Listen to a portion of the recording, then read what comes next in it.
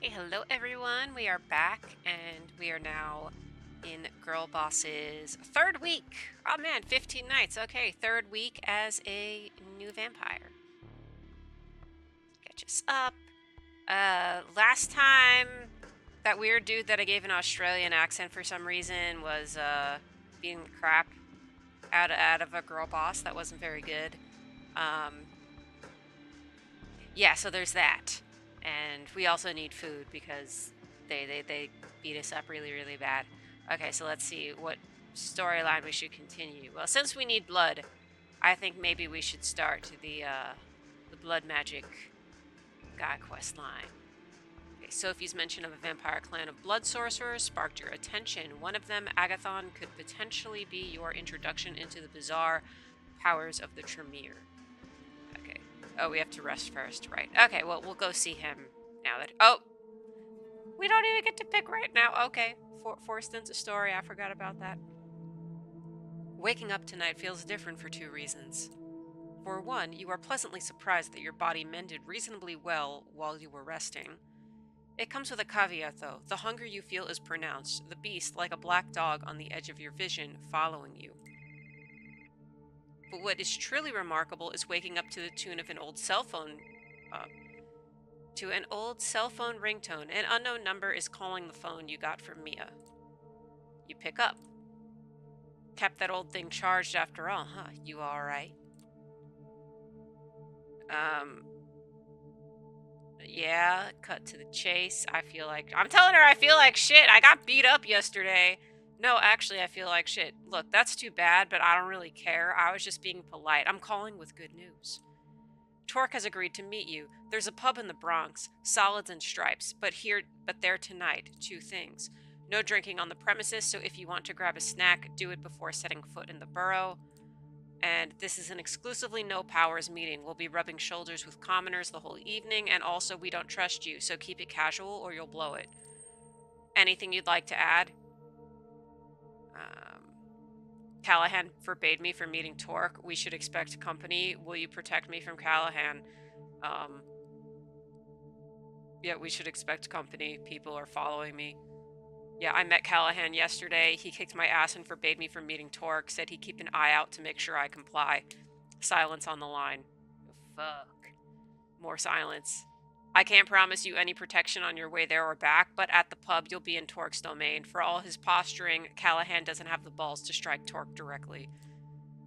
We'll post additional lookouts on watch. That's the best I can do. If Callahan got under your skin, I get it. I was in that spot once or twice too. All I've got to say is the risk is worth it. If you don't show tonight, I won't blame you, but it's a one-time offer only. You gotta hedge your bets. Just don't do anything stupid. You meet with us tonight. It better be in good faith. She ends the call. First things first, you take the subway to York Street Station, walk to Front Street, retrieve your car, and weigh your options while driving back to your haven. Wait, but we woke up in our haven. What's with this? Okay. She took a cab back from where they beat her up. Okay, so they beat her up. She takes a cab back home. She wakes up at home. She gets this phone call. And then now they're saying, okay, oh, because she drove her car somewhere else. Okay, right. She drove her car somewhere else before she was abducted. Okay, no, I'm caught up. Now this makes sense. Okay. Go to the meeting directly, drive around before going to the meeting, tell Sophie you can't meet with Torque. Feeding opportunity, yep, trust your intuition, I need food. Okay, I gotta eat. Okay, you've been doing this for a good few nights, you're getting a feel for it, you're learning what kind of predator you are and what kind of blood you crave. You're so caught up in yesterday's problems and in this cloak and dagger debacle you're now a part of that the hunt feels almost automatic and casual tonight. A fragment of you surrenders control. Just minutes after you find your victim, coax them and drink from them, you find you've forgotten their face and how they were dressed. It only hits you once you look at yourself in your car's rearview mirror. This was wrong. You can't let this become the norm. You hurt somebody. A human being. You're a monster. Um, I mean, yes, you're a vampire. If that's a problem for you, just die. You need to stay mindful of this. You're a monster, but unless you let yourself off the hook, you can hold onto your humanity and not let yourself slide down the spiral. Instead of clearing your mind, this clouded it further, and you are still no closer to a decision. Okay, well, Why is the blood still here? Oh, well, it's not like... Is it moving? Okay, it's not as bad as it was before. Yeah,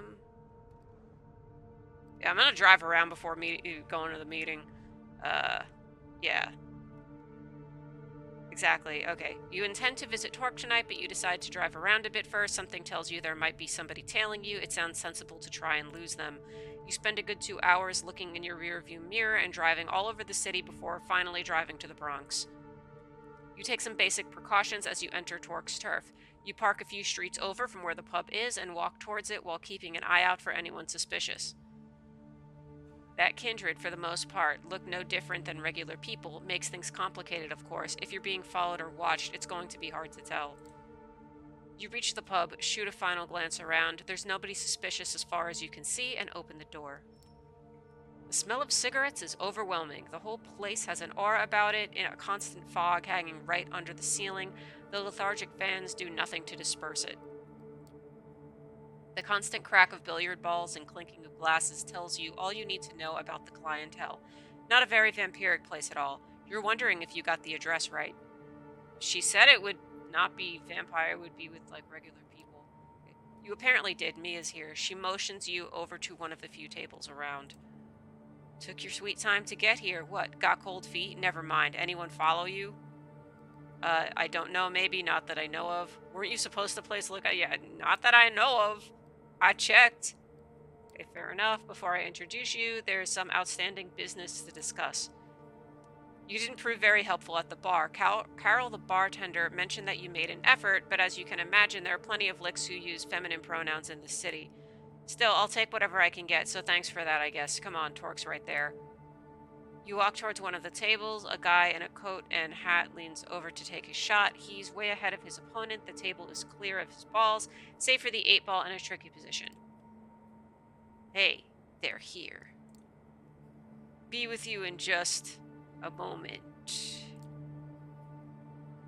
The hit is fast, precise, and sends the black ball exactly where its player wanted it. His opponent lets out a frustrated sigh. That's that. I believe that's 150 American dollars, Joey. You want to pay up now or the stakes again? The disgruntled man accepts his defeat and pays up, then declares he's going to grab another beer.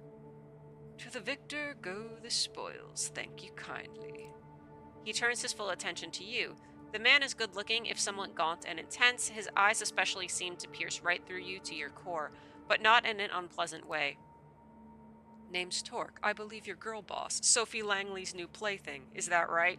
I never mentioned her name. That's right. How does everyone always know that? Plaything? No. I mean, I shouldn't deny.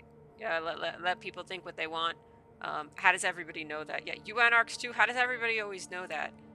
Word travels fast when you care to listen, fledgling. We wouldn't be talking tonight if I hadn't learned that a long time ago. Forgive my being real with you right off the bat, but I like to know who it is I'm dealing with, so here's something that I've been scratching my head about.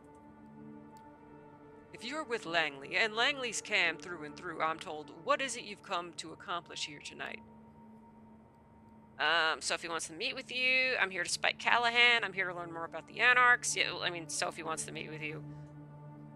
Don't ask why, she didn't tell me. She just said it has something to do with gathering allies against Boss Callahan. I'm here to arrange that meeting. The fuck? I knew nothing about this, T. They lied to me. Mia's furious. She's looking at the pool cue and at you as if she was figuring out the best combination for the two. It's fine. I appreciate the honesty, even if you weren't straight with my second in command. That I don't appreciate. Well, well, well. Ain't that an interesting proposition? You can't be seriously thinking about meeting with Langley. She's a hardline Cam. It's a trap. Must be. It just might be. It just might. He looks at you, pierces you with his unnaturally keen eyes. He's about to say something when a door opens at the back of the room. Hey, Torque, you, got a guest. They're in the back. Mia, won't you be a dear and keep our new friend company? I'll see what the commotion is. Sure thing. Torque tips his hat to you and walks to the back, joining the man who called for him. Mia glowers at you, this time weighing one of the pool balls in her hand. She looks like she has half a mind to chuck it at your face. You gotta be quite happy with yourself, bluffing your way in here. Hey, whatever works. Sorry it had to be this. Yeah, it's not just Sophie I'm here for. I hate this guy now. It might have started as a task from Sophie, but I'm glad I could meet you and Torque. Don't hold it against me. No, I'm totally going to hold it against you, and for a while. You made me look like a chump in front of Torque. Here I was beginning to think you might make a good addition to our little family. There's a whole lot of trust you'll have to regain before that happens now. Torque appears from a door at the back and calls across the room. Yo, Mia, can I grab you for a second? Girl boss, get over here too. You go to the back room. It's basically a storage area with a single wooden desk. It's pretty cramped, especially considering there's 5 other people in there with you. Torque ushers you in and closes the door behind you and Mia. 2 burly dudes are holding somebody down. A familiar voice reaches your ears. Oh, that guy. Yeah, motherfuckers, you're gonna pay for this, you hear me? The boss is gonna fuck you up so bad you have no idea. Have you had the doubtful pleasure of meeting Mr. Cerruti before, girl boss? Yeah, we met yesterday. You could say that. I have a score. Yeah, you could say that. You're fucked. You're so fucked you don't even know it, you stupid piece of shit. I should have ended you yesterday. The boss told you to stay away. You should have listened. That's a story and a half, ain't it? Vince, calm down now, and tell me how many of your guys are still out there on my turf. Go fuck yourself, you're done. The boss will know this stupid piece of shit fledgling came here. He knows they're with Langley. You know what that means, Torque. No, I don't. What does it mean, Vince? Now the boss can wipe you out. He'll just say you're sucking Langley's tits, and all those buddies of yours gone. You're done, Torque. Well now, if that's the case, I guess ridding New York City of your toady ass won't make things any worse, will it? Actually, there's an idea. Vince mentioned that he beat you up yesterday. Did I hear that right, girl boss? You want to repay the favor? I want no part in this. It's your turf. You deal with him. Yeah, why not? Gladly. Go right ahead. Yo, we could stake him? Cool. Hurt Vince a lot. Oh, because I have beast. Oh, wait, no, because because I ate food. I can't stake him. I can just hurt him a lot.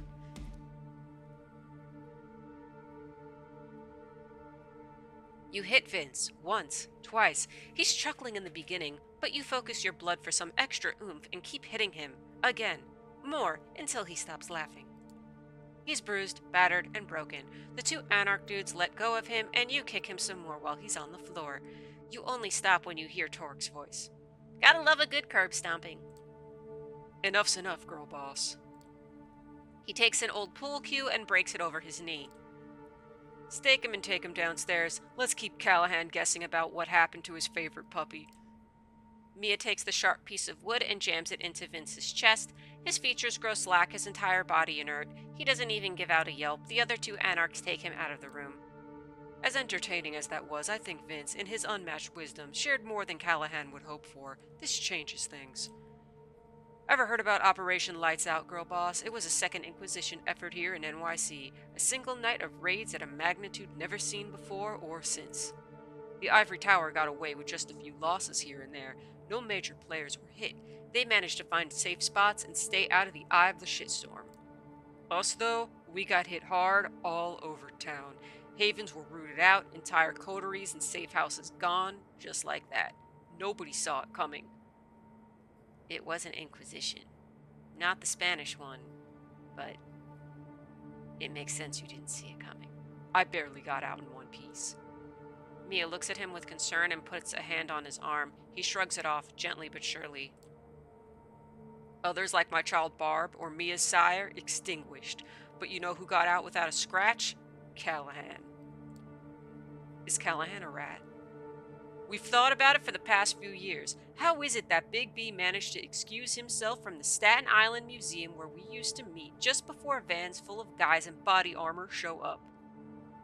Staten Island. So, are they friends with the vampire in the shadows? No, I mean the What We Do in the Shadows people, that crew. I thought Staten Island hadn't been mentioned because, you know, that's their turf. Okay. How is it that as my baby is burning up after being shot with incendiary rounds, I also see Doug Callahan running with his tail between his legs, pushing fledglings like you in the path of the SI? We think the bastard knew what was coming, and he set us up. Not just us. Some of our brothers and sisters who got hit had some of the lowest profiles in the city's lit population. The moral of the story, Callahan is an opportunistic motherfucker, and even his thickest followers suggest he's going to sell me out, then that's what he's going to do, as sure as the sun rises. He pauses for a moment, and you see him reach a decision.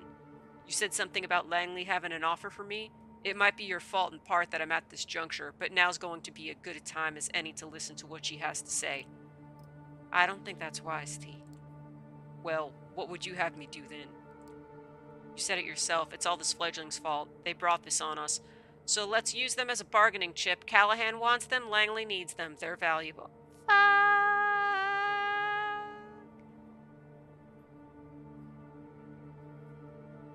Fuck. Shouldn't have come.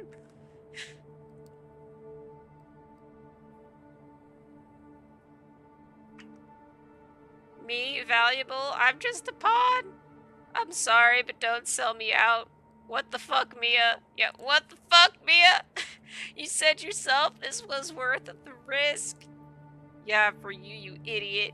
Worth the risk for you, but now you've put us all in danger, and I'm not cool with that. We've been working for years to keep our family safe.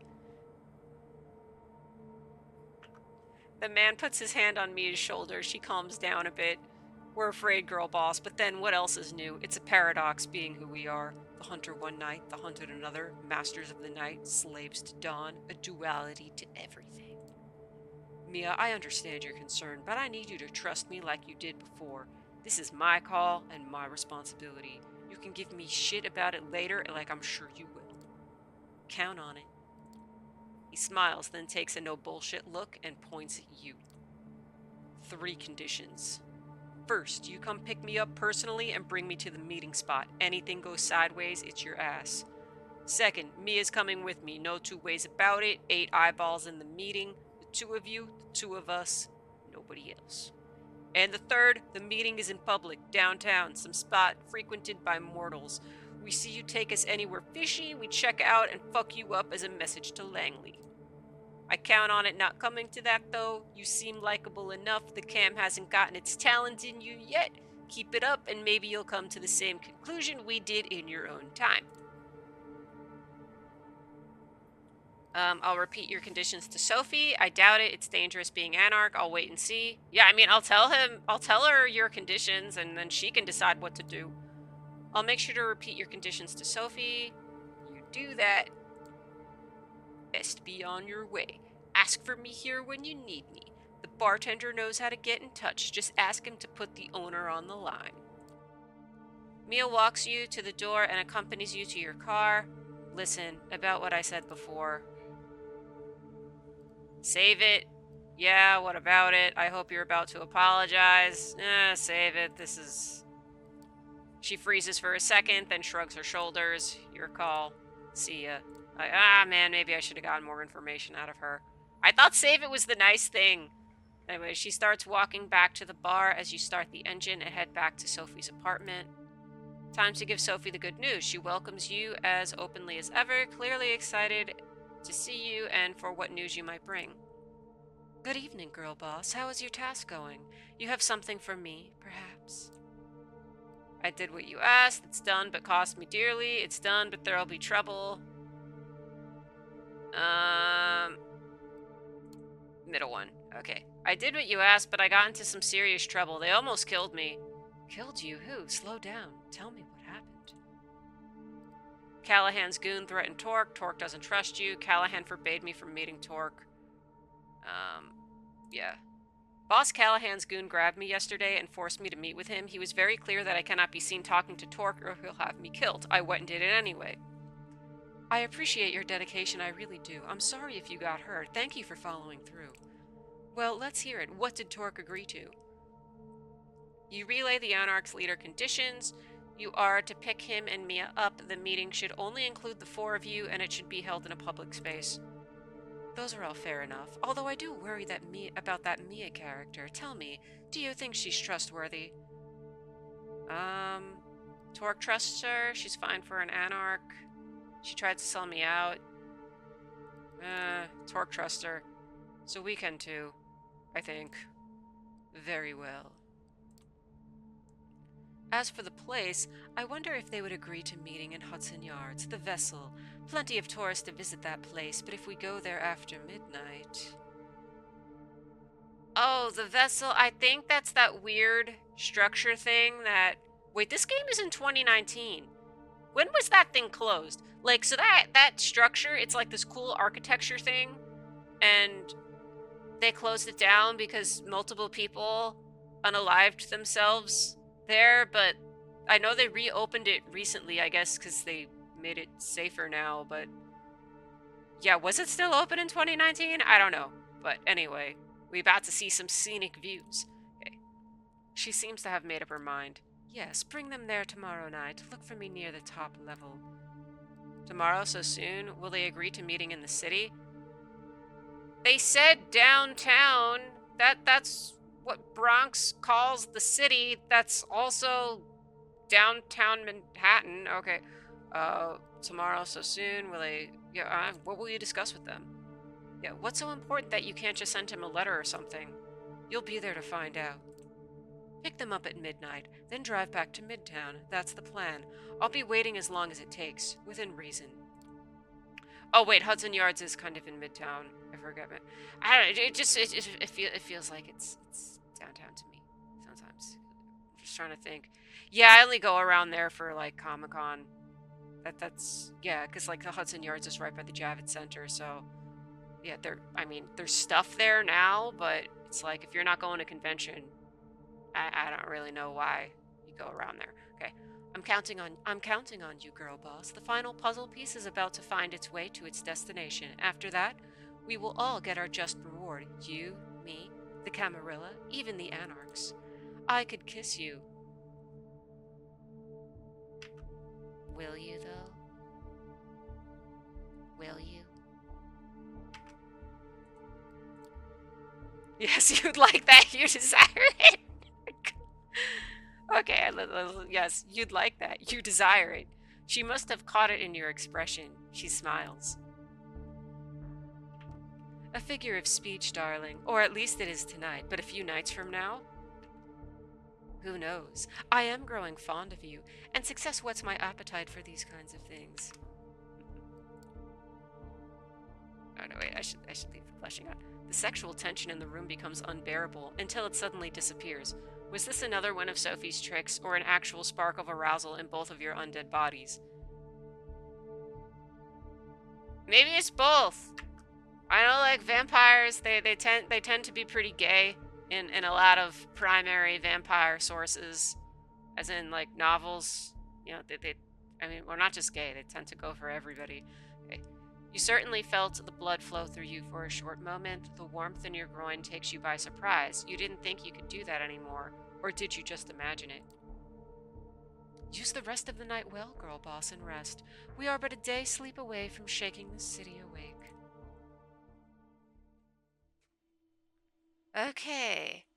We still have half a night to go. Yeah, let's go meet the blood magic guy. Hopefully there will be a feeding opportunity. You arrive at the address given to you by Sophie, a small bookstore smack dab in the middle of Broadway of all places. What really catches you off guard, though, is the store's display. From what you've heard about the Tremere, they are infamous for their ties to the occult and the mystical. And yet now, looking at the oddball collection of items in the display window, it all feels borderline satirical. The books here cover everything from Ayurvedic practices and homeopathy to wellness and self-motivation. The vaguely amusing juxtapositions don't end there either. You notice a copy of Anton LaVey's Satanic Bible tucked behind a cheap smiling Buddha. A scientific journal on hematology sits next to a teen-oriented pamphlet on the blood type personality theory. A number of religious and quasi-religious symbols, lockets, pins, and various emblazoned paraphernalia are haphazardly strewn across the display and between the tomes. Before you even open the door, you can smell the burning incense and hear the corny Far East-tinged music seeping through the cackling speaker mounted above the entrance. It's much more quaint than what you expected from what Sophie told you about the so-called warlocks. It doesn't look like they have much interest in impressing outsiders. Then again, if there's anything you've learned these past few nights, it's that appearances can be deceiving. At this time of night, the shop appears to be closed. Regardless, you ring the bell. You hear someone shuffling around inside. A brief moment later, the latch slides. The door is pushed open just a few inches.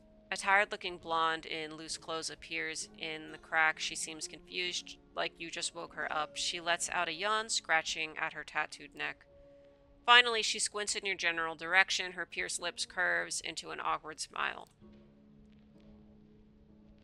Is Agathon in? I'm here for occult advice. Got anything on vampires? Yeah, is Agathon here?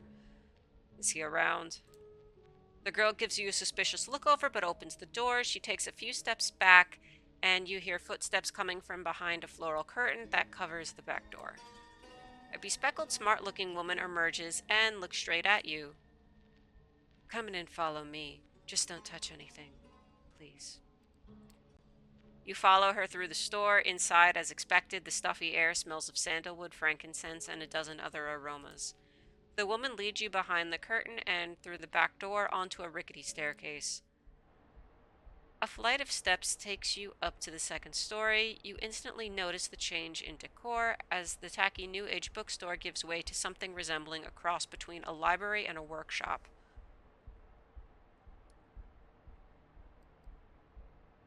This guy looks kind of interesting.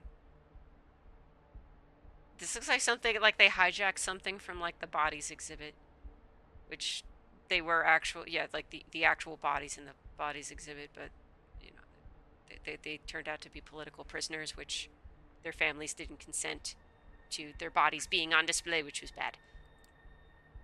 The smell here is strong too, but much more layered. You're not sure what to make of it at first, but with each whiff, it becomes apparent. Blood. The aroma, though subtle at first, soon becomes overpowering. It takes you a moment to adapt and focus. I don't think you know who you're speaking with, so an introduction is in order. My name is Aisling Sturbridge, and I am the High Regent of the Chanty of the Five Boroughs. Okay, let's see what our new words mean. Okay, Regent, okay, let's see what Chanty means first. Okay, traditional name for the Tremere headquarters in the city. Part shelter, part library, part lab. Okay, Regent is responsible for the tutelage of all other Tremere in the domain. They might, okay, so they're basically like a teacher, sort of principal thing. You are girl boss, correct? I have to say, you're lucky the ward outside the building is only there for notifications tonight. Otherwise, it would have been quite unpleasant. To answer your question, Agathon is here, but he's hard at work, and I wouldn't want to disturb him. Am I to understand this is a social visit? Yeah, Sophie told me to make friends. How do you know who I am? High Regent sounds important. Hiding above a occult bookstore, really? Yeah, how do you know who I am? Well, for one thing, knowing who's in this city is one of my duties as High Regent, but more importantly, you've been on the mind of many a kindred since Langley took you in. It's quite a precedent, as I'm sure you know, a first under Prince Panhard, okay, and for Sophie to be the one to do it, curiouser and curiouser. Still, I'm sure you haven't come here to look for dirt on your sire. That would be unwise. Now I'm curious! Okay, Sophie mentioned Agathon to me. I was expecting to find Agathon here. I heard good things about him. Yeah, I heard some good things about Agathon. Thought I'd drop in and see how much of it was true. Appealing to our vanity. How very original. You better step up your game, fledgling, or New York will eat you right up. fam? What do you mean New York will eat me up? This sounds like something somebody says who is not a New Yorker. This sounds like transplant talk, talking to other people who are fresher transplants than them. Like I feel like this is more Vampire Society, but okay.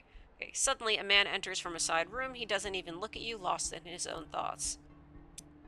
I have it, Aisling. I think I know how to find it. He catches himself as he notices you. His face turns sour. A visitor. Yes, we were just discussing you, in fact. Is that so? Sophie recommended you. I'm looking for allies. Let me introduce myself. Let me introduce myself. My name is Girl Boss. I've been told you might be interested in teaming up. Teaming up? He seems very confused by the notion. What for? I could assist you in your work for the company. What else? I could use your knowledge. Yeah, well, I could use your knowledge. I'm new here, and a scholar like yourself could teach me a lot, I imagine. You're not wrong. He turns to Aisling. Hi, Regent. May I ask your advice on this?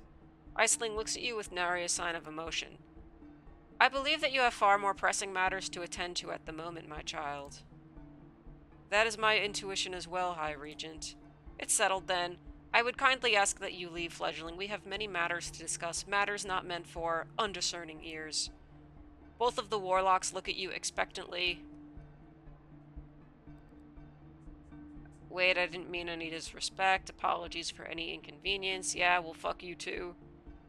Yeah, okay. Yeah, please, I didn't mean any disrespect. I'm sorry if we started off on the wrong foot. You only get one shot at a first impression, and you've missed yours by a mile, so if you can think of anything clever to say, now would be a good time. Otherwise, you know where the door is. I'm offering my help if you need it. What can I say to make it up to you? I was hoping for a partnership. Offering help. That offer still stands. Your thoughts, Agathon? I believe I can handle the task alone, High Regent.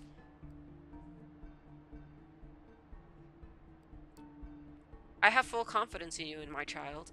As always, however, I know this fledgling is utterly hopeless at making a good first impression, but I think you should give them a chance to prove their worth. Just one chance. Tonight. Why don't you start by giving our intern here a brief explanation of what it is you're after? Agathon gives Aisling a hesitant look, but the woman nods approvingly. Encouraged, he turns towards you. A member of our clan disappeared without a trace a handful of nights ago. While the High Regent investigates if any foul play was involved, I have been tasked with recovering her research notes, if there is anything left to recover, that is. I may have an idea of where to start looking, and I suppose this is where you come in. If you truly wish to help, I could use your assistance tonight, right now. In fact, given the time we've just wasted on idle chatter, I should leave immediately. What's the research about? Who's the missing person? What's the rush? Yeah, who's the missing person? And the missing kindred, who is she? A single glance at Aisling is enough. You can tell you're not getting an answer, at least for now. We're after her research. That's what you should focus on. The people aren't in the habit of making things simple, facing layers upon layers of secrecy. You can only hope that what lies beneath is the real deal. I'm heading out. Are you coming or not? Sure, I'll join you. I need more info before I decide. On second thought, not interested. Yeah, I'll join you. Sure, I'll join you. Very well. He gives Aisling a slight bow. High Regent, with your permission. She nods. Before you go, however... Girl boss, defer to Agathon in all things. Our clan values obedience above everything else. They're literally, like, all like that. It's not just your clan. Okay. Prove you can follow, and this might turn into a mutually beneficial relationship. I will await his return and his report. Good luck, my child. Agathon bows again and heads out, urging you to follow. The High Regent watches you leave. Outside, Agathon leads you to his car. It's almost funny seeing him get behind the wheel. Somehow you'd expect a more mystical means of transportation. You drive south, heading to the Lower East Side. Agathon seems lost in thought. Either that, or he's a very careful driver. Either way, several minutes pass in silence. So, where are we going? So, the High Regent is your sire. Remain quiet. So, the High Regent is your sire. Did I get that right? Yes. He seems to be thinking of the right words before he decides to address you again. Let me ask you something. Why me? There's likely a couple of hundred of us kindred in New York, yet you seek me out specifically. Why? Sophie spoke highly of you. You sounded interesting. Don't know, just gave it a shot. You sounded interesting. I've been told of a few younger vampires I should meet. You sounded like an interesting guy. Interesting, I see. Once more he grows silent. You're unsure whether to continue prying as your driver seems to disappear into his thoughts. You drive into Williamsburg and stop by a fancy-looking building. We're here. There's a restaurant on the top floor. You wanted to help, so here's your chance. I need you to get us inside the VIP lobby.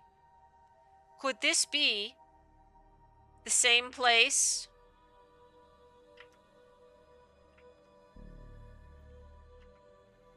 Oh, no, wait, wrong one. It's this one. Could this be the same place where that POS turned me into a vampire? Could it? Will we find information that could tell us who the heck that guy is so I can kill him? Let's find out. They did say there was a VIP lobby. That's in our fate. Williamsburg, both of those things match up. Let's see. You recognize the place. It's where you were embraced a few... Yeah! It's exactly... Okay. Okay. Yes. Yes. Let's see if we can find out about this jerk. Okay. Funny how this restaurant is apparently a vampire magnet. Once we're in, I need about half an hour of focus and some space. It'll be up to you to keep attention away from the room. Can you do it?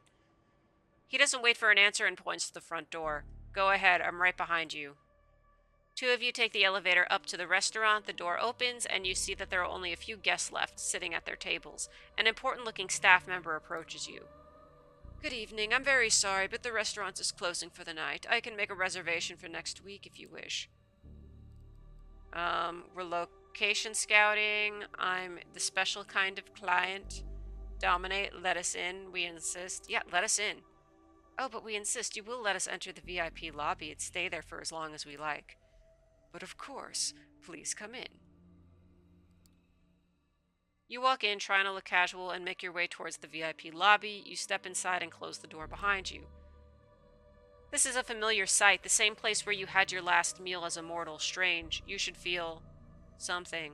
But the lavishly decorated room looks almost plain to you. Your companion looks at you with something akin to admiration, or at the least, that's how you choose to interpret the slight change in his usual somber facade. Not bad. Not bad at all. He inspects the room. It's unusually cold, and Agathon soon discovers why. Looking behind the curtain, a window hangs open. The handle and lock look like they've been dissolved, as if with acid. God damn it, Juno. What's with the window? Who's Juno? Looks like she's gone. Yeah, what's with the window? Somebody broke in. I think I know who. He takes a frantic look around the room. This changes things. Keep an eye on the door. I'll need some time. Half an hour at the very least. Nobody disturbs me. Understand? He hastily pushes a couch and some potted plants out of the way, moves a bar stool, and takes out a curved knife. Cutting into his own arm, he lets some of his blood drip onto the wooden floor. It's pretty fucked up the way his flesh oozes the deep red, thick, vitae. Or vitae. That's their word for blood. In life, you'd have found it stomach churning, but right now, you feel weirdly turned on by the sight. What follows is more disturbing yet. With one hand, he sheathes the knife and seals the wound. With the other, he smears the blood around him while muttering some weird chant. It sounds vaguely Latin, but you're pretty sure it isn't. It's all more than a little disconcerting, but he seems to know what he's doing. A few moments later, the circle starts, glowing faintly as thin wisps of smoke surround Agathon. He sits down in the middle, legs crossed, eyes closed. Minutes pass. Agathon's face twitches from time to time, and his head turns every now and then, as if he was looking around or listening in on a conversation.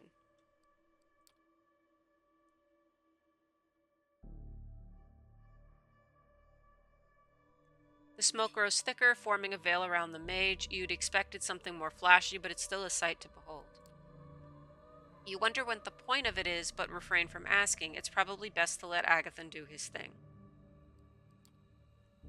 For close to 30 minutes, you're left to your own devices. Suddenly, the door swings open and the manager storms in, ready to raise hell. The initial haze must have worn off quicker than usual. Calm him down. Argue with him to buy time. That works. You start a shouting match with the manager. He seems almost happy to oblige. You can tell he's dealt with problematic customers before. You go back and forth for a while until his face becomes red and his voice grows hoarse. At some point, he looks just about ready to throw the first punch. That's when Agatha finally gets up off the floor. He shakes his head and casually walks over to the sofa, picking up something from between the cracks of the upholstery. We're done here. Let's go. Who the hell do you think you are? Get out of my restaurant this instant! Not wanting to make the situation any worse, you walk out sheepishly. The manager follows you all the way to the elevator, shouting and cursing. Agatha doesn't seem particularly fazed by any of this.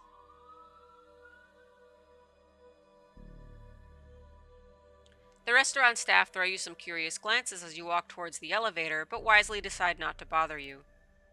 The ride down feels tense. You half expect to see a police car waiting outside. No, I need food. I need to eat. I shouldn't have dominated the guy. Okay, Agatha only seems to relax once you're back in the car. He starts the engine and takes a right at the Continental Army Plaza back onto the bridge towards Manhattan. You're just about to say something, but Agatha beats you to it. That went better than I expected, all things considered. It might have been a trick of the light, but you're pretty sure you just saw a smile. I'm used to working alone, but what I'm dealing with right now, it might require some more assistance, and you seem capable enough. Thanks, I guess. Found what you came for. I can do more, you know? Yeah, do you find what you came for? Sort of. Enough to continue the search at any rate. That seems to deplete his social battery for the night. You drive the rest of the way in silence. It doesn't take you long to reach the Warlock's hideout. Agathon waves at you absent-mindedly, once again lost in his thoughts, hopelessly so. One of these nights you should probably take him up on his offer. Who knows, if you gain his trust, maybe you can actually break through his stoic facade and meet the man underneath. Okay, so we need to rest now, and then stuff will happen tomorrow. And I'm guessing tomorrow we're gonna have that meeting, so we're gonna rest. First, I'm gonna take a drink.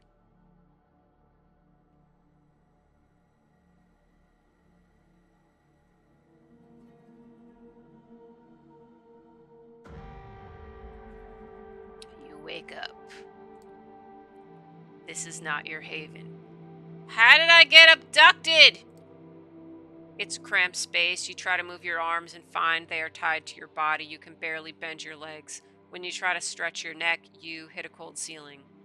You can't quite believe it, but this is a coffin, or something close enough to it. It vibrates slightly, but you can't hear any sounds coming from outside. It's entirely dark. I try to break out.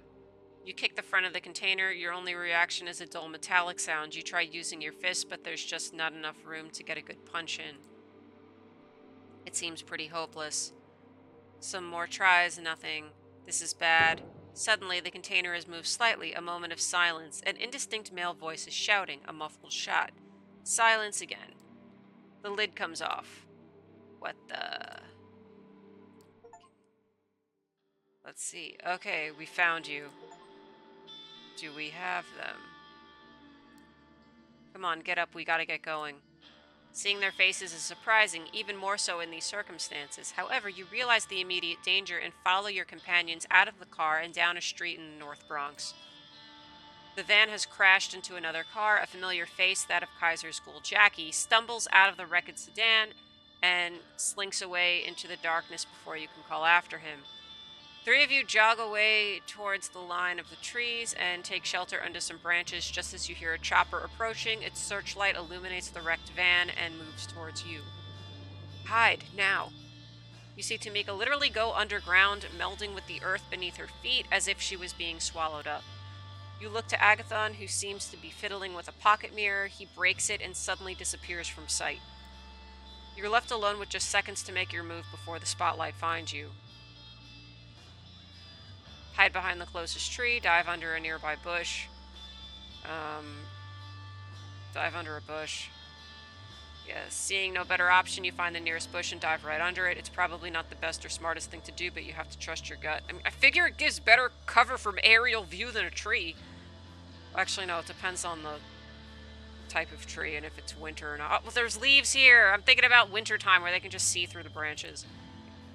The illumination passes only inches away from you, but it's just a pattern of light on the ground. The trees block a good portion of it. It doesn't dwell on you. It doesn't seem like they've spotted you or any of your companions. The helicopter flies on, its searchlight frantically moving through the vicinity as your companions once again appear in your proximity. Close call. We have to get out of here before the SI puts boots on the grounds. The SI, care to tell me what's going on? What are you two doing here? Yeah, what the heck's happening? Yeah, so Agatha, fill them in while we walk. Follow me. The Second Inquisition, they raided your haven, immobilized you, and were planning on taking you upstate to a secure facility. For further examination, I'm guessing. Oh, how'd that happen? Kaiser let me know that you were in trouble. What about Sophie? Is she safe? Kaiser organized this. Why? Yeah, what about Sophie? I spoke to the High Regent last night, and she'd probably have mentioned it if something happened to your patron. There's our ride. Come on, stay low. The SI might still be around. Kaiser's familiar car stops nearby, and the back door opens. Your allies usher you inside and join you. Being inside this mobile fortress never felt like a relief. Until now. Hey, fledgling, miss me? Yeah, actually, not really, but I'm glad you're here. What's this? Well, I'm not overly fond of breaking licks out of covert SI transports, so I consider this an investment. That was a civilian transport, no convoy, nothing. I expected more resistance. Why? You wanted to sharpen those claws of yours on? You wanted more to sharpen those claws of yours on? Don't worry, that might still happen. You might even regret it. Things are afoot, as the adage goes. Anyway, listen up, girl boss. You are here now, only because I told your buddies that you were neck-deep in shit. The van you were in? A one-way ticket to Hurtville, Pennsylvania. I broke you out as a favor. Now you owe me. Big. How'd you know? Why didn't I wake up earlier? Did Sophie ask you to help? Yeah, how'd you know? Yeah, how the hell you know the SI broke into my haven and took me away? Is that a piss-poor attempt at an insult, fledgling? I've kept eyes on you ever since that little job you did for me in Nolita. You know, in case I needed you for something else. I had to know your comings and goings. I have a good idea of why the SI hit you, girl boss. Not that there aren't tons of good reasons for it. It might have been one of these, for instance. The screen in Kaiser's car flicker, and each of them now show a short-looped clip. It's you getting into a fight, feeding, using one of your powers. You haven't exactly kept a low profile, fledgling. I get it, you're new to this, you didn't know better, yada yada yada. The fact is, the SI has tons of this stuff. Security camera footage, YouTube videos posted by onlookers, social media posts from victims, and you name it. Like I said, though, I don't think any of these did you in. Slip-ups happen. Reason I need you walking and talking, girl boss, is to test a hypothesis of mine. For that, I need you to finish what you were tasked to do. So, first things first. Here. He hands you a phone. The number has already been dialed. You hear one of the tones somebody picks up. Who is this? Yeah, it's me, Sophie. Girl boss, are you okay? They're fine and dandy. Kaiser, what are you doing on this line? What do you think? It's my phone your protege is using, so keep it snappy. Operating a secure network ain't cheap. Come on, girl boss, spit it out. Kaiser saved me from the SI. My friend saved me from the SI. I got captured by the SI. Listen, I got captured by the Second Inquisition, but I'm fine now. SI? That's what I feared. Listen, the plan, we need to do it tonight. But if the Inquisition is involved and you broke out, they'll be looking for you, so we can't meet in public. I have a place in mind, but Kaiser, are you still listening? Would I tell you if I wasn't? Girl boss, call this number from where you visited before last we spoke. I'll come pick you up. She hangs up. And that's that. What is it that you've gotten yourself into? I'm more interested in what our next move is. Your next move is keeping your asses seated in this luxury vehicle while our mutual acquaintance continues with their night. If my intel is worth a damn, your next stop, girl boss, is right about here. The car comes to a stop and the door opens. Outside, you see the street leading to Solids and Stripes, Torque's Pool Pub. Well, you need me to kick you out? What the fuck do you know about this place? What about my companions? What if I don't want to do it? Yeah, what about Tamika and Agatha? What about them? They're staying right where they are and we're going to have a little chat. After we're done, I'm sure they'll find their way back to their havens just fine. Clock is ticking. I know what Sophie wants to do tonight, and if I'm right, tonight's the last chance you've got. If you want to say bye to your buddies before you go, that's fine by me. But the schedule of yours is pretty hectic, so you better do it now and scram. Thank your companions for the help. Say your goodbyes. Give a polite nod. It's just business. Yeah, thank your companions. You thank both of your companions for their assistance. Without them, you wouldn't be here now. Kaiser makes a gagging gesture and urges you to step out of the car.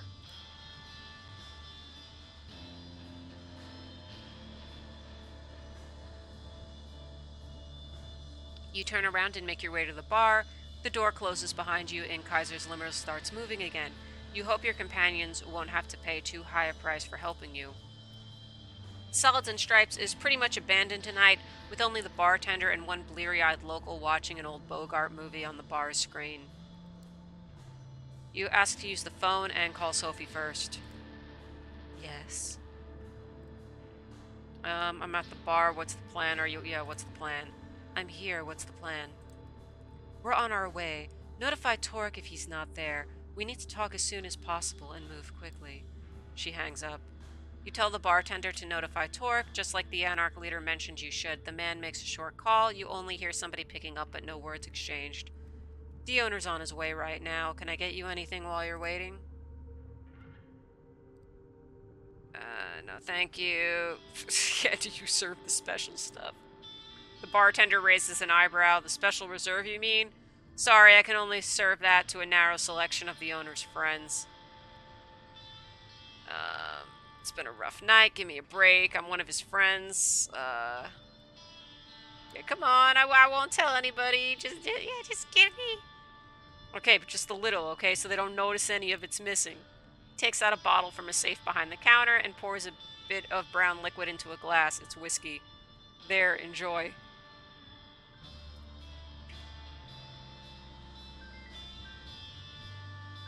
Okay, we pausing for a minute.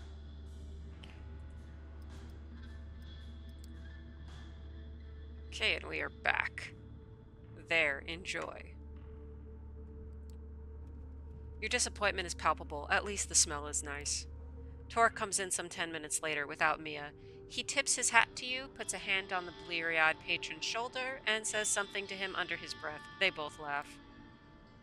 Marty, how's the night going? Quiet, sir. Just how you like it, huh? Torque notices the untouched glass with a bit of whiskey in it that you persuaded the bartender to pour.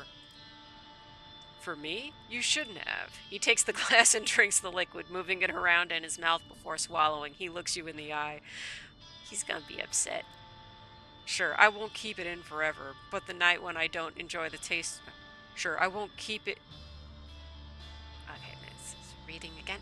Sure, I won't keep it in forever, but the night when I don't enjoy the taste of good whiskey is the night when I will truly consider myself damned. Well, girl boss, I believe you wanted me here for a reason. Let's hear it.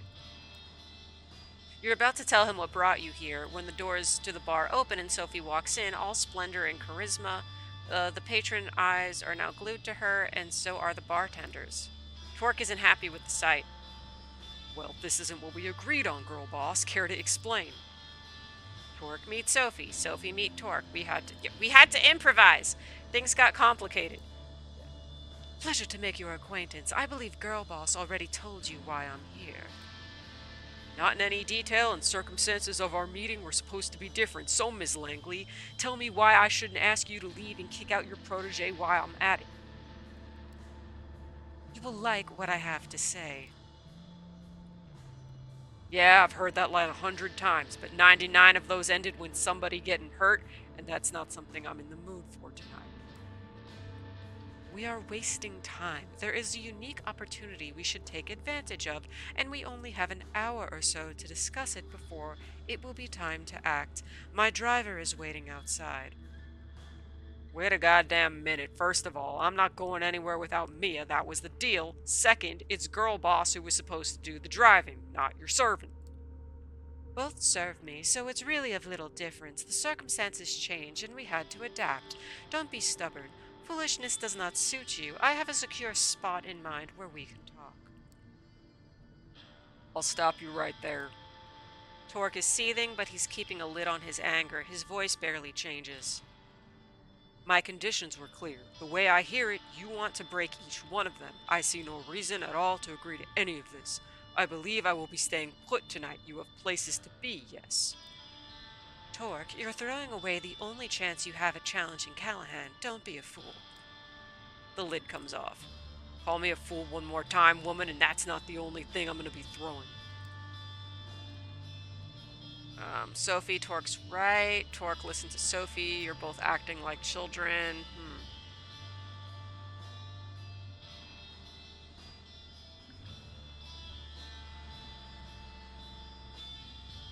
I'm calling them both out. You need to put your differences aside and see each other's point of view. Both Sophie and Torque glare at you. No powers, just their personas are enough to make you feel like you'd prefer to be anywhere else but here. Who the fuck do you think you are? There's only one child here, girl boss. You're their patron, Langley. What does that tell us? What are you implying, you insolent? Shots break the front windows, and a flashbang goes off in the room, changing the bar into a space of white light and ringing noise. You feel somebody tugging at your back and are thrown behind the bar. More shots ring out, bottles break, the TV shatters into pieces, the wooden bar splinters. Your sight comes back, but you think you've gone deaf because suddenly the room is silent. You see Torque beside you and Marty, the bartender, bleeding out on the floor. You look over the bar. Sophie is standing there, her dress partially tattered, a visible hole in her leg. She is like the heart of a supernova, entrancing, unavoidable, beautiful and terrifying. Nice. In front of her, 8 operatives, looking like a private military force, just standing there, paralyzed by Sophie's magnificence. Torque, you still there? Yeah. Would you kindly show your guests some hospitality? Sure thing. The Anarch is gone in a blink of an eye, and he reappears next to one of the soldiers. The armor-clad operative's head disappears in a puff of blood and bone. The same thing happens to the second, the third. You hear the radios go off on the other soldiers, a panicked voice pleading them to wake up. The fourth head pops, the fifth. They finally realize what's happening, but it's too late. The sixth man is beheaded by what you now see is just Torque's bare-fisted punch. I think that these guys need better armor because they keep getting killed by vampires. Like, how much do they pay these guys to do this? I wonder. Anyway, Torque stops by the seventh man, rips something off his neck, and bites down. Sophie walks over to the last man and has him kneel in front of her before biting as well. Yes, Queen. On your right, a man in full body armor emerges from the back door, raising his assault rifle. What the fuck? Grab his attention. Shield Torque and Sophie. I should do this to help them. It's not smart, but it's what your instincts tell you to do. You jump in front of the soldier just as he pulls the trigger. Bullets sink into your body, ripping and tearing your flesh. Each projectile a micro bomb exploding inside of you. A combat knife crashes through the soldier's visor and into his skull. You turn around. Torque is grinning. He mouths something under his breath. Langley. Sophie wipes her mouth of blood and looks at him. That meeting's still an item? Yes. I'll take it. Splendid. Torque walks behind the bar and checks on the bartender. You see the Anarch open his own wrist and feed blood to the wounded man. Drink up, Marty. It'll make you feel better. Get the hell out of here and wait for Mia. She's coming, and she'll know what to do. Torque? Yeah, coming. Take the back door, girl boss. Come on. You slink back into an alley behind the bar, leaving 10 bodies and one grievously wounded ghoul behind. Nobody stops you from circling around the block and finding your way to Sophie's car. Was the bartender a ghoul? Was the bartender a ghoul the whole time? Or did he just become one now because he got shot? Questions. Gregory drives away casually, as if this was just another late-night drive and not the crowning of a desperate, complicated evening. Oh, wait, did I not read something? Oh, yeah. Yeah, we didn't stop reading. Okay. Sophie brings you all to a luxurious apartment in Manhattan's Upper West Side. The way she explains it, the vampire who owned it left the city a few years ago and gave away spare keys to a few trusted compatriots. It's been used sporadically since. Fancy. You like it? It's always felt too modern for my taste, but what's important is that it's secure. As long as nobody follows your car here, or the fledgling, trouble follows this one wherever they go. Even if that's the case, we have very little time to conduct our business here anyway, and we'll be leaving soon, I hope. So, let's begin.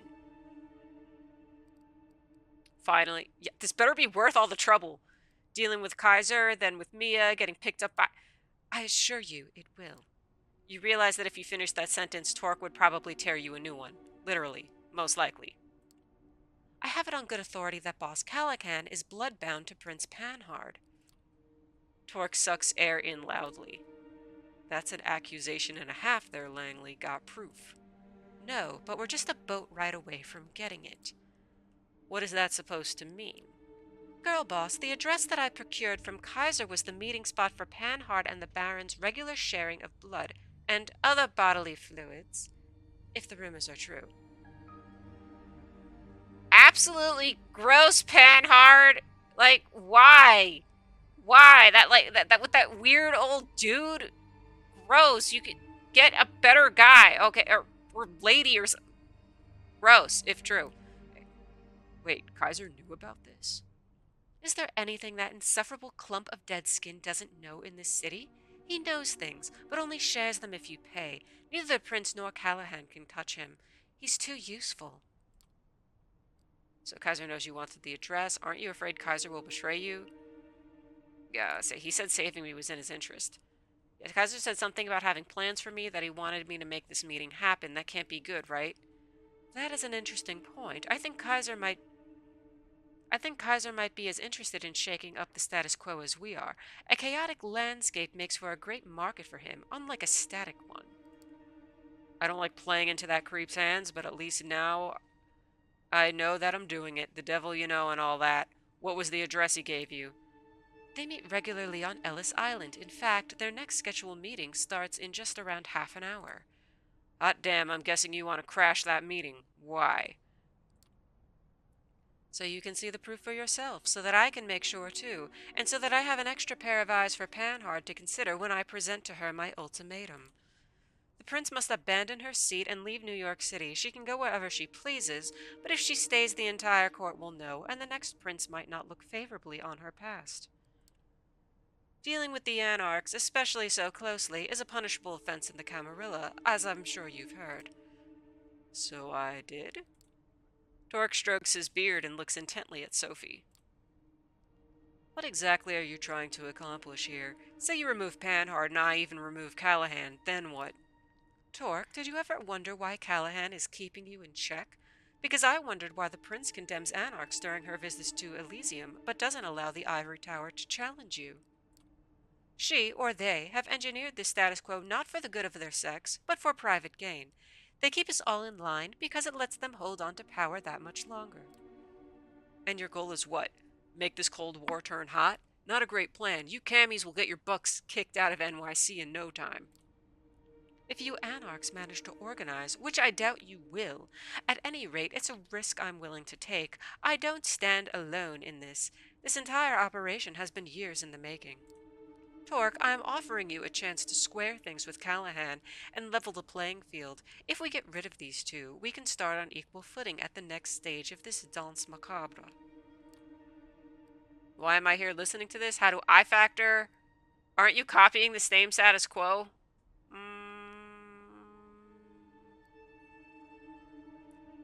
Okay, it's not my place to judge them. I'm gonna ask what this has to do with me. Do I factor into this plan at all? Yes, we will be taking you with us to Ellis Island, both as another set of eyes to witness the Prince and Baron in the act, and as a bit of added security. I don't think Helen or Callahan would dare lay a finger on me, but they will not find me unprepared. You know, after all those years spent in Callahan's shadow and taking part in all the kindred dick measuring contests, I should expect a ruse, some ploy to kill me in an out-of-the-way place. That's our inherent paranoia talking. My gut tells me it's time to get this show started. I do hope you have a boat nearby, Langley. Sophie smiles mischievously. Of course I do. It's waiting for us by the pier. Lead the way then. Moonlight's burning.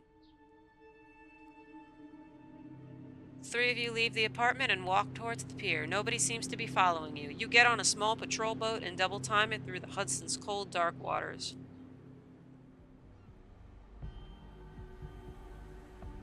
Out of all the places in New York City where the Prince and the Baron could meet, and it's Ellis Island, a landmark with a dark past, a museum on one hand, a dilapidated piece of history on the other.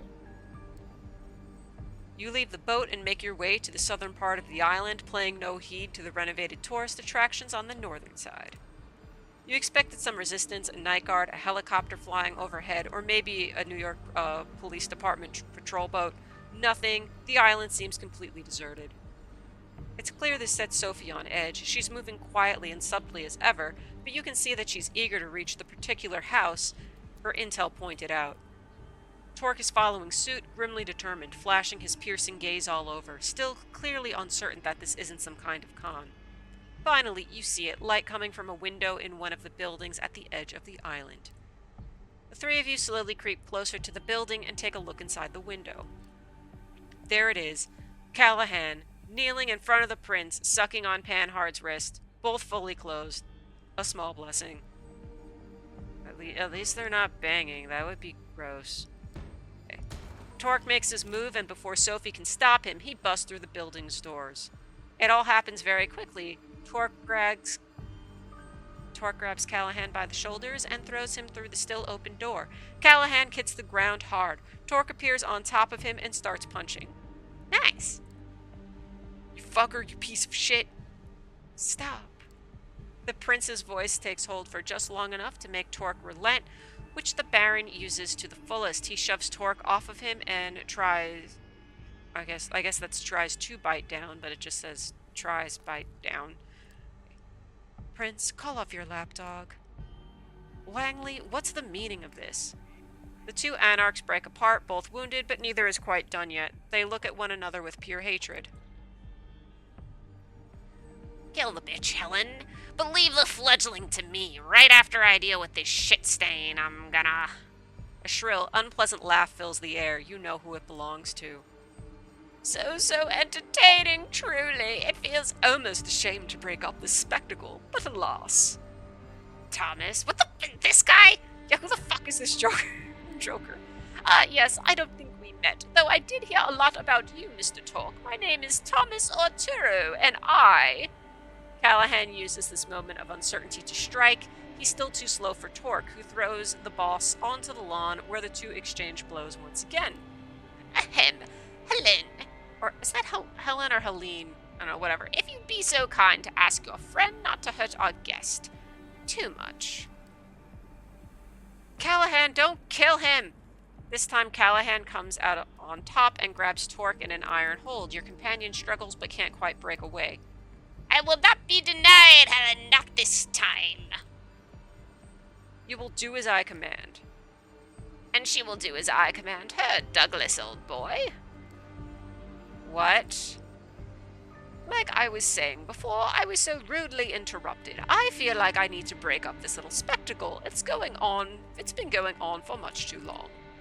You think you're so smart, Langley, you and your clique figure out that there was something fishy going on all on your own, but you were always working with just a piece of the puzzle. Wasn't she, girl boss? Sophie looks to you, shocked and disappointed.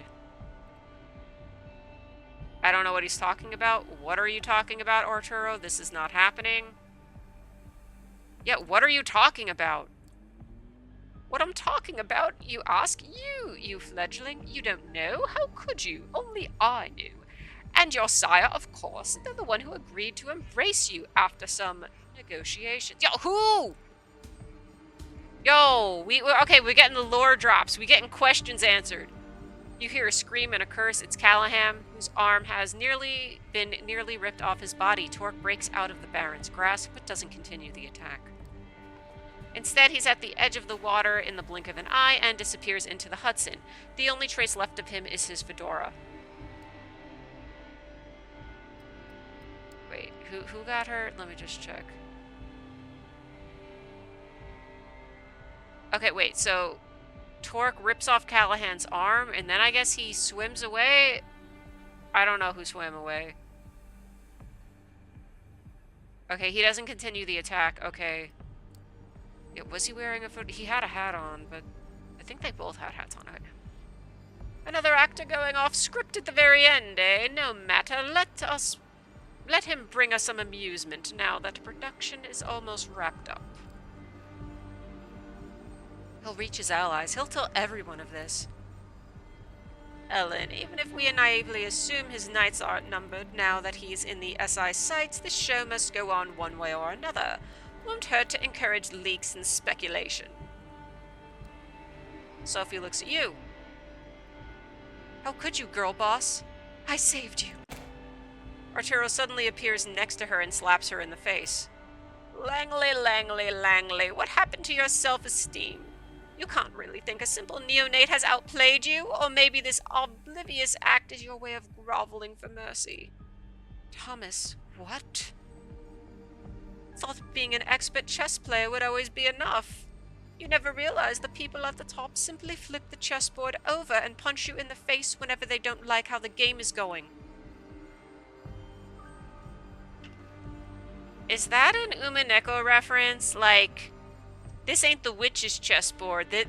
Okay, no, this isn't Beatrice's chessboard. This is like, this is the Burncastle or Lambda chessboard where they flip it around and just, you know, punch you in the face.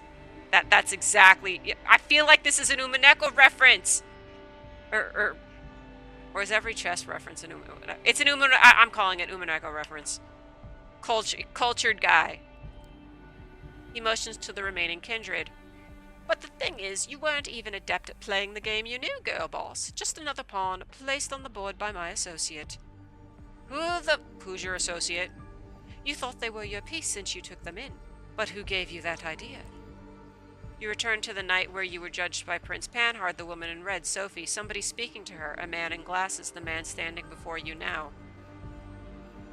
This is cruel. We know what's going to happen. If only somebody would speak up for the poor child. They could be a useful tool for the Camarilla. Terror creeps onto Sophie's face.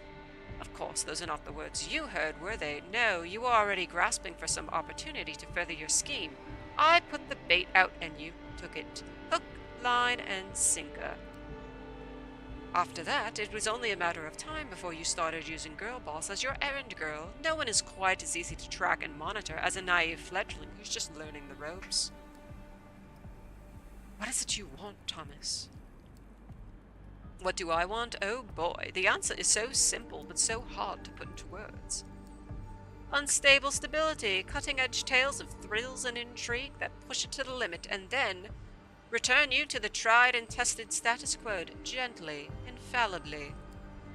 A system full of distractingly moving parts which simulate conflict so convincingly that its users never feel a need to direct their energy towards upsetting the system. Achieving the eternal through the disposable, building a city that's like a ship of Theseus, constantly changing its parts yet always maintaining the same purpose, serving the same goal at all times. A large-scale infrastructure that has something like an exhaust system for the spirit, something that disperses the toxicity around instead of concentrating it in a single place.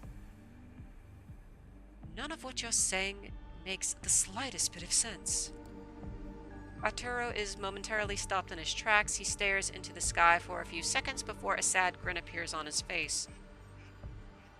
Spoken like someone who's never really had what it takes to make it in the big leagues. With a theatrical snap of his fingers, he gives his last sentence a sense of finality. Something's changed in the air. You could swear you saw a shadow move behind Sophie. Goodbye, Sophie. A disheveled woman with what looks like to be garden shears appears behind Sophie. Warren Sophie apologizes. Command the assassin to stop!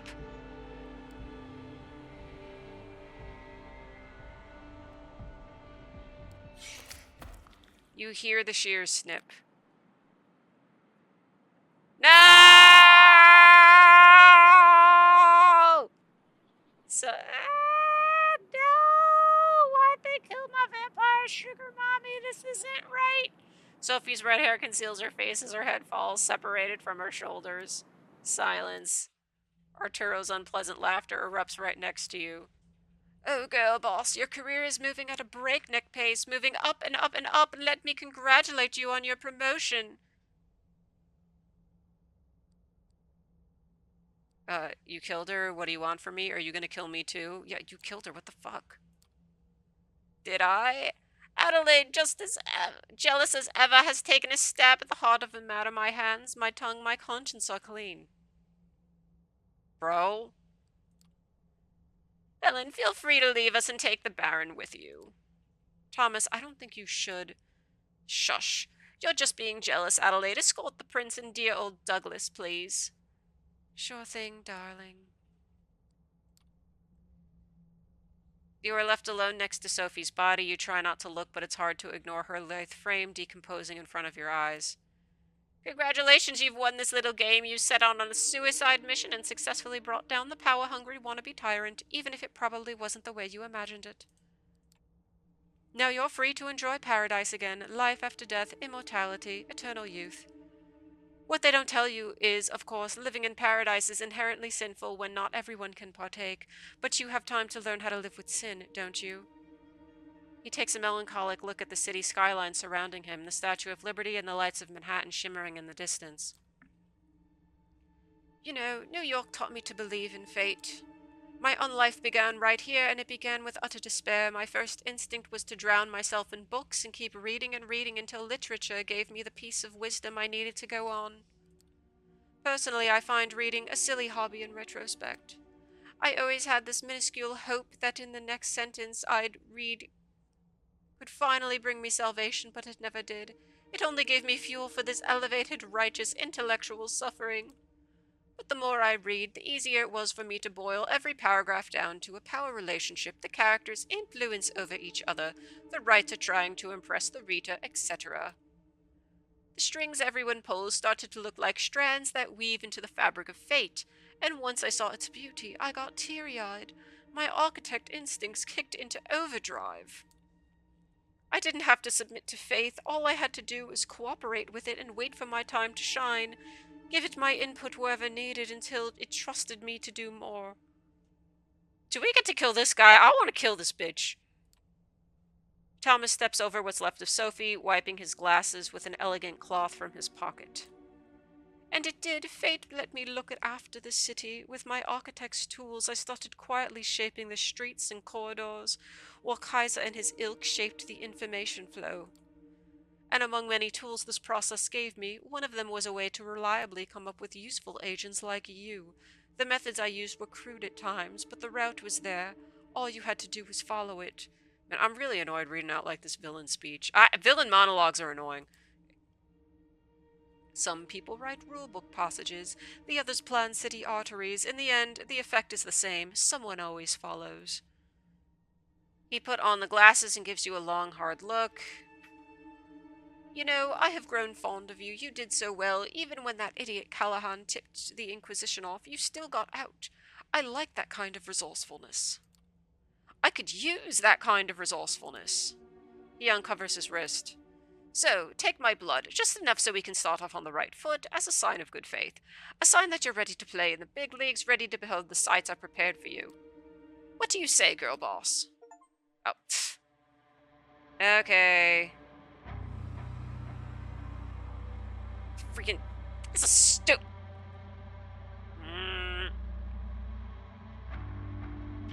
This is some bullshit.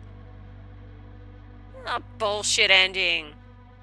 No! I gotta go look at a guide and see if there's a better ending. Stupid ending. Kill my vampire sugar mommy. Stuck working for the weird dude who like I thought was like a gay guy, but now I don't know if he's gay. He's just like gasshole vampire. Annoying. Yes.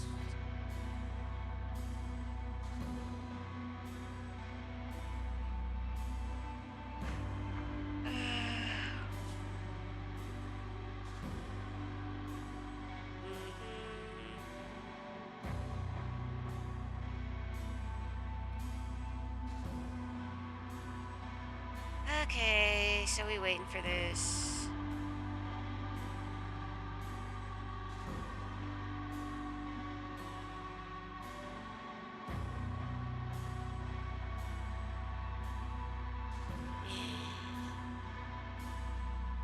Yeah, I don't know.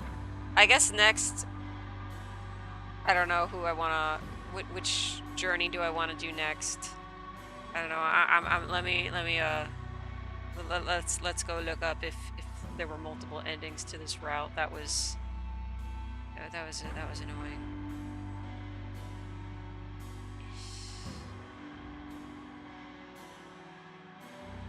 Thank you for playing. I don't thank you for that crappy ending. Did I just choose wrong? That's what I want to know. Okay, so okay, I can't load the game now anyway. Yeah, okay, so we will stop for now. We will continue next time. Thank you for watching. Subscribe, comment, hit the like button, all of those things. Good night, everyone.